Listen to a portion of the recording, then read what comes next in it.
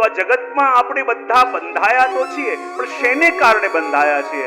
તો આપણા ગીતાકાર એમ કહે છે કે જે દિવસે આપણે આ જગતમાં જન્મ લીધું એ દિવસથી આપણે આખી દુનિયાને બે ભાગમાં વાંટી દીધી. કેટલા ભાગમાં? ભાવથી બોલો તો ખરા. બે ભાગમાં. અને કયા બે ભાગમાં વાંટી દીધી? એક મને ગમે અને બીજું મને ન ગમે. વ્યક્તિ, વસ્તુ, પદાર્થ, અહીંયા સુધી શાકભાજી પણ. કોઈ અચાનક આ શાક આપે, બોલે આ શાક મને, કેવું સરસ બોલો છો, ન ભાવે. અમુક ફ્રૂટ આપે, બોલે આ મને ન ભાવે. અમુક વ્યક્તિ, આ મને ન ભાવે. અમુક જગ્યા, આ મને ન ભાવે. તો આખી દુનિયાને આપણે બે ભાગમાં વાંટી દીધી. કયા બે ભાગમાં? એક મને, બોલો તો ખરા, ગમે અને બીજું મને ન ગમે. તો જ્યારે આખી દુનિયા બે ભાગમાં વંટાઈ ગઈ, તો જે આપણને ગમે છે, જેમાં આપણી પ્રિયત્વ છે, એમાં ધીમે ધીમે આપણો રાગ થવા લાગે. શું થવા લાગે? અને જે વસ્તુ આપણને ગમતી નથી, જે આપણને પ્રિય નથી, એના માટે ધીમે ધીમે દ્વેષ થવા લાગે. શું થવા લાગે? અને આ બે શું છે? આ રાગ અને દ્વેષ, આ બે એ બેડીઓ છે કે જેનાથી આપણા પગ બંધાયેલા છે. એક બંધન કયું છે? રાગનું. અને એક બંધન કયું છે? દ્વેષનું. જેના માટે રાગ હોય એના માટે આપણને ચિંતા થવા લાગે કે આ ક્યાંક મારાથી દૂર ચાલ્યું ન જાય. અને જેના માટે દ્વેષ હોય એના માટે એ ચિંતા થાય કે આ મારા જીવનમાં ક્યાંક આવી ન જાય. થાય છે કે નહીં? આપણને અધિકતર જીવનમાં સૌથી મોટું દુઃખ શું છે? કે જે મારું પ્રિય છે એ મારાથી દૂર ચાલ્યું ન જાય, અને જે વસ્તુ, વ્યક્તિ, પદાર્થ કે ઘટના મને પ્રિય નથી એ મારા જીવનમાં આવી ન જાય. આ બે તો ભય છે કે નહીં આપણને? હા કે ના? મુખ્ય ભય આ છે કે પ્રિયનો વિયોગ ન થાય અને અપ્રિયનો સંયોગ ન થાય. અને એને કારણે આ રાગ અને દ્વેષ, આ બે શું છે? આપણા બધા સંસારમાં બંધાવાનું રૂટ. રાગ અને બીજું દ્વેષ. રાગ પણ આપણને બાંધે છે અને દ્વેષ પણ આપણને બાંધે છે.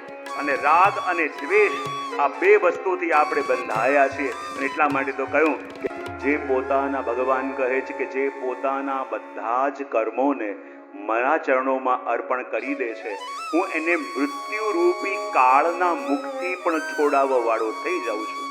જો આખી દુનિયા છે ને કાળને આધીન છે, આપણે ગમે તેટલું એના સિકંજામાંથી છૂટવાનો પ્રયત્ન કરીએ, પણ આ કાળના પંજામાંથી છૂટાતું કહેવાય ને કે જ્યારે તક્ષકે પરીક્ષિતને દંશ આપ્યો અને એમના પુત્ર જન્મે છે, વ્યાસજીની પાસે જઈને કહ્યું કે આપ તો ત્રિકાલદર્શી છો, આપને તો બધી ખબર હતી, આપ ચાહતા તો મહાભારતના યુદ્ધને પણ રોકી શકતા, આ ચાહતા તો મારા પિતાને જે શ્રાપ મળ્યો એ પણ રોકી શકતા હતા, અને ત્રિકાલદર્શી હોવા છતાં, બધું જાણતા હોવા છતાં આપે આ બધી વસ્તુઓ રોકી કેમ નહીં?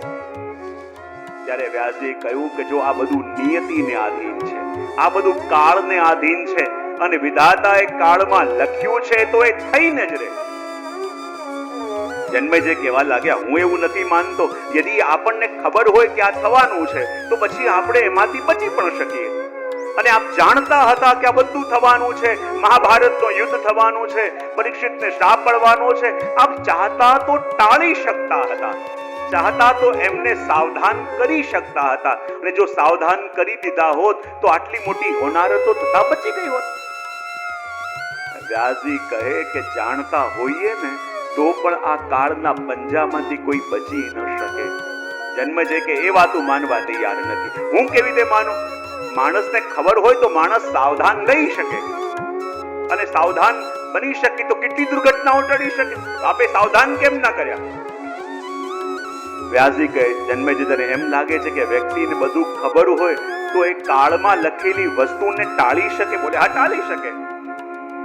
તો જન્મે જઈને કહેતા વ્યાસજી કહું, જા જન્મે જાય, હું તને કહું છું કે તારા હાથે કેટલાક બાળકોનો વધ થવાનો છે અને હવે હું તને કહું છું કે જા બચ. તારા ભાગ્યમાં કેટલાક તારા હાથે બાળકોનો વધ થવાનો છે અને હવે હું તને કહું છું બચ.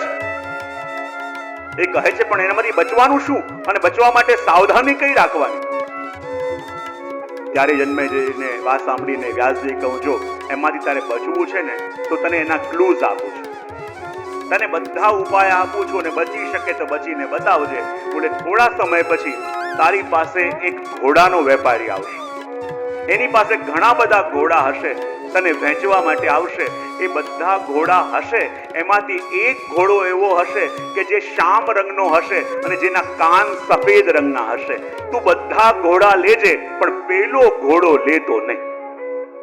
અને જો કદાચ એક ઘોડો લઈ લીધો તો તારા અસ્તબલમાં રાખતો નહીં, અને કદાચ જો તારા અસ્તબલમાં રાખવો પડ્યો તો એના ઉપર સવારી કરતો નહીં, અને કદાચ સવારી કરવી પડી તો સવારી કરીને શિકાર કરવા જતો નહીં, અને કદાચ શિકાર કરવા ગયો તો તારી સેનાથી વિખૂટો પડતો નહીં, અને કદાચ વિખૂટો પડ્યો અને તરસ લાગી તો સહન કરજે.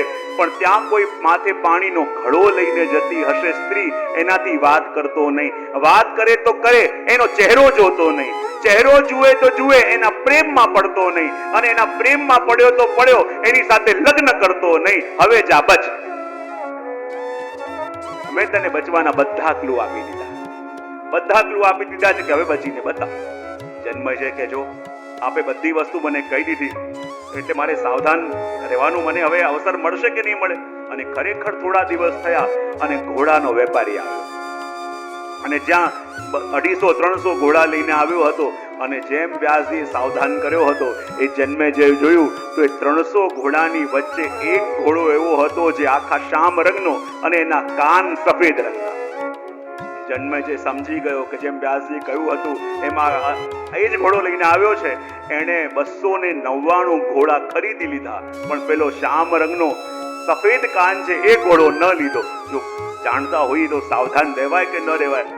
પેલા વેપારી કહું અરે રાજા, હું આટલા દૂરથી ચાલીને આવ્યો છું, આટલા ઘોડા લઈ લીધા, હવે આ એક ઘોડો લઈને હું પાછો કેમ જાઉં? એવું કરું છું, આ ઘોડો બહુ ઊંચી નસ્લનો છે પણ મારે જોઈતો નથી.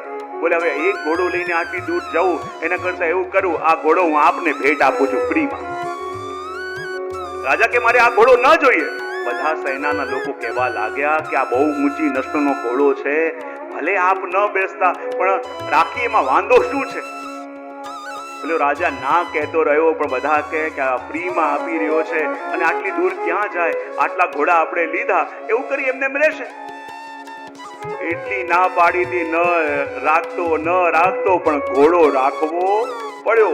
અને કહ્યું કે ઘોડો રાખે તો રાખે, તારા અસ્તબલમાં ન રાખતો. પણ ઘોડો ગયો પણ ક્યાં? અસ્તબલમાં. અને કહ્યું ઘોડો રાખે તો રાખે પણ એની સવારી ન કરતો. અને એકવાર એને શું કર્યું, એની આસપાસના જેટલા રાજ્યના રાજાઓ છે બધાને આમંત્રણ આપ્યું કે ચલો આપણે મળીને શિકાર કરવા માટે જઈએ. બધા મોટા મોટા રાજાઓ મહેલમાં આવ્યા, આવીને ખૂબ એમને જલપાન કરાવ્યું, એમનું સ્વાગત કર્યું. બધાએ કહ્યું કે હવે આપને જે ઘોડા ગમે એ ઘોડામાં લઈને આપણે સવાર કરવા જઈએ. અને એક એક રાજા આવીને એક એક ઘોડામાં સવાર થઈ ગયા. અને જ્યારે આ જન્મેજય આવ્યો તો છેલ્લો એક જ ઘોડો રહ્યો હતો કે જે શામ રંગનો હતો અને એના કાન સફેદ હતા. વ્યાસજીએ કીધું હતું ઘોડો આ રાખતો નહીં, રાખે તો અસ્તબલમાં ન રાખતો, અને અસ્તબલમાં રાખે તો સવારી ન કરતો. હવે બધા રાજાને પોતે જ આમંત્રણ આપીને બોલાવ્યા હતા. બધા એક એક ઘોડામાં સવાર થઈ ગયા. હવે આ પોતે સવાર થઈને જોડે ન જાય તો રાજાઓનું અપમાન કહેવાય. અને ઈચ્છા ન હોવા છતાં પણ એને એ જ ઘોડા ઉપર સવાર થવું પડ્યું. અને એ જ ઘોડા ઉપર સવાર થયા. અને વ્યાસજી કહ્યું હતું ઘોડામાં સવાર થાય તો સવાર થાય, પણ એની સવારી કરીને વનમાં શિકાર કરવા જતો નહીં, પણ શિકાર કરવા જવું પડ્યું. અને જ્યારે બધા રાજાઓ મળીને શિકાર કરતા હતા, કોઈ શિકાર હાથમાં ના આવે તો બધા રાજાએ કહ્યું એવું કરીએ, આપણે ભેગા મળીને શિકાર કરીએ છીએ તો આવાજ થાય છે અને બધા પ્રાણીઓ ભાગી જાય છે. એવું કરી આપણે અલગ અલગ દિશાઓમાં જઈએ અને શિકાર કરીએ. અને વ્યાસજી કહ્યું હતું ઘોડામાં બેસીને શિકાર કરવા જાય તો જાય, પણ એકલો ક્યાંય ભટકતો નહીં. અને તોય એકલા જવું પડ્યું. અને જ્યાં એકલા જંગલમાં રસ્તો ભટકી ગયા અને એવી ગરમી ગળું સુકાવા લાગ્યું અને ત્યાં જ એક સ્ત્રી માથા પર પાણીનો ઘડો લઈને જતી હતી. અને વ્યાસે કીધું હતું કે જ્યારે જંગલમાં જાય તરસ લાગે તો તરસ પર કંટ્રોલ રાખજે, પણ કોઈ સ્ત્રી માથામાં પાણીનો ઘડો લઈને જતી હોય એનાથી પાણી ન માંગતો. પણ એટલી તરસ લાગી હતી કે રહેવાયું નહીં અને એ જ સ્ત્રીથી પાણી માંગી બેઠા. અને વ્યાસે કહ્યું હતું પાણી માંગે તો માંગે પણ ચહેરો જોતો નહીં, પણ ચહેરો જોવાઈ ગયો. અને વ્યાસે કહ્યું હતું ચહેરો જુએ તો જુએ પણ ચહેરો જોઈ એના પ્રેમમાં પડતો નહીં, પણ પ્રેમમાં પણ પડી. બોલે પ્રેમમાં પડે તો પડે પણ લગ્નનો પ્રસ્તાવ મૂકતો નહીં, અને લગ્નનો પ્રસ્તાવ એ મૂકી દીધો. અને જન્મેજયની ઉંમર તો વધારે હતી અને એ કન્યા નાની હતી. અને જ્યારે એની સાથે લગ્ન કરતા હતા તો લગ્ન વખતે કેટલાક છોકરાઓએ એની મશ્કરી કરી, અને મશ્કરી કરી તો જન્મેજયને એવો ગુસ્સો આવ્યો કે તલવાર કાઢીને બાળકોનો વધ કરી દીધો. અને ત્યાં જ વ્યાસજી આવીને ઊભા રહ્યા અને કહે કે એક એક વસ્તુ મેં તને કહી હતી, આ ન કરતો, આ ન કરતો, આ ન કરતો, પણ તું બધું એ જ કરતો ગયો કે જે તારે કરવાનું નહોતું. બોલે કેમ? કારણ કે કાળે નિર્ધારિત કરેલું હતું. એમ દરેક વ્યક્તિ કાળના વશમાં છે, પણ એ કાળ ભગવાનના વશમાં